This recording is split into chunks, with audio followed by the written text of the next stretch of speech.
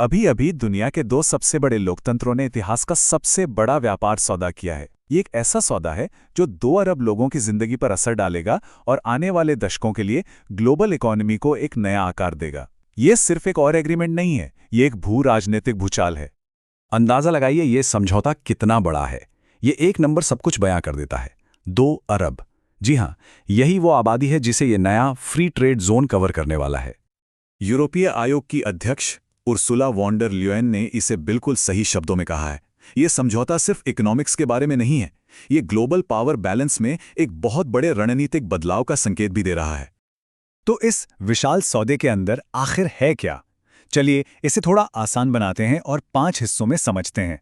पहला, इस डील का अविश्वसनीय स्केल। दूसरा, यूरोप के लिए इसमें क्या मौके हैं। तीसरा, भारत को इससे क्या फायदा होगा।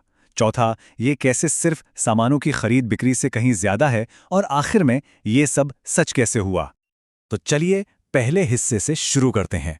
इस डील को मदर ऑफ ऑल डील्स कहा जा रहा है और इसकी वजह भी सीधी है, ये दोनों पक्षों द्वारा साइन किया गया अब तक का सबसे बड़ा समझौता है। जरा इन आंकड़ों पर गौर कीजिए। हम दुनिया की दूसरी और चौथी सबसे बड़ी अर्थव्यवस्थाओं की बात कर रहे हैं। इनके बीच का व्यापार पहले ही 180 अरब यूरो से ज्यादा का है। और सोचिए, ये समझौता इस रकम को कहां तक ले जाएगा। ठीक है, तो अब यूरोप के नजरिए से देखते हैं। उनके लिए यह सौदा दुनिया की सबसे तेजी से बढ़ती बड़ी इकोनॉमी के दरवाजे खोलने जैसा है। ये सौदा यूरोपीय कंपनियों को भारत के 1.45 अरब कंज्यूमर्स तक सीधी पहुंच दे रहा है।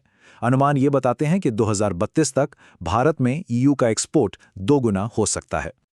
और देखिए, जो सीधे तौर पर फायदे होने वाले हैं वो बहुत बड़े हैं। यूरोपीय कंपनियों को हर साल लगभग 4 अरब यूरो के टैरिफ बचत होगी। 96.6% यूरोपीय सामान भारत में ड्यूटी फ्री हो जाएगा। और हाँ, छोटे और मीडियम बिजनेस की मदद के लिए भी खास इंतजाम है। इसका असर कैसा होगा, इसे एक बहुत ही सीधे उदाहरण से समझते हैं। भारत में यूरोपीय कारों पर पहले 110% का भारी भरकम टैरिफ लगता था। इस सौदे के बाद ये घटकर सीधा 10% तक आ जाएगा। सोचिए कितना बड़ा फर्क है। और ये सिर्फ कारों तक ही सीमित नहीं है। वाइन जैसे प्रोडक्ट्स जिन पर 150% टैरिफ था वो अब घटकर 20% रह जाएगा। और ऑलिव ऑयल पर 45% का टैरिफ अगले 5 सालों में पूरी तरह खत्म हो जाएगा। चलिए अब सिक्के का दूसरा पहलू देखते हैं और बात करते हैं कि भारत को इस समझौते से क्या हासिल हो रहा है। और ये है यूरोपीय बाजारों में एक जबरदस्त कॉम्पिटिटिव एज। भारत को अपने 99% से ज्यादा एक्सपोर्ट्स के लिए यूरोपीय बाजार में प्रेफरेंशियल एक्सेस मिलेगा। सीधे शब्दों में कहें तो ये भारतीय एक्सपोर्टर्स के लिए एक गेम चेंजर साबित होने वाला है। ये चार्ट दिखाता है कि ये कैसे काम करेगा। देखिए, भारत के 70% से ज्यादा एक्सपोर्ट पर तो समझौता लागू होते ही ड्यूटी 0 हो जाएगी और करीब 20% पर अगले 3 से 5 सालों में। और इसका सबसे बड़ा फायदा उन सेक्टर्स को मिलेगा जो लाखों लोगों को रोजगार देते हैं। टेक्सटाइल, लेदर और जेम्स एंड ज्वेलरी जैसे इंडस्ट्रीज में जहां पहले 12 से 26% तक टैरिफ लगता था, अब 0 ड्यूटी लगेगी। इससे भारतीय प्रोडक्ट्स को एक बहुत बड़ी कॉम्पिटिटिव बढ़त मिलेगी। लेकिन ठहरिए, ये समझौता सिर्फ सामान के लेन देन से कहीं आगे जाता है। ये असल में सर्विसेज, इनोवेशन और सस्टेनेबिलिटी को कवर करने वाली एक मॉडर्न पार्टनरशिप है। सर्विस सेक्टर, जो दोनों इकोनॉमी के विकास का एक बड़ा इंजन है, एक बहुत बड़ी छलांग देखने वाला है। इसका मतलब भारतीय आईटी प्रोफेशनल्स के लिए ज्यादा मौके हो सकते हैं और यूरोपियन कंज्यूमर्स के लिए फाइनेंशियल सर्विसेज में ज्यादा ऑप्शन। ये इंटेलेक्चुअल प्रॉपर्टी की सुरक्षा को भी मजबूत करता है। इसका मतलब यह है कि चाहे कोई यूरोपीय दवा कंपनी हो या एक भारतीय सॉफ्टवेयर डेवलपर, वे दोनों बाजारों में अपने इनोवेशन को लेकर ज्यादा सिक्योर महसूस कर सकते हैं। और ये सिर्फ मुनाफे की बात नहीं है, ये हमारे प्लैनेट के बारे में भी है।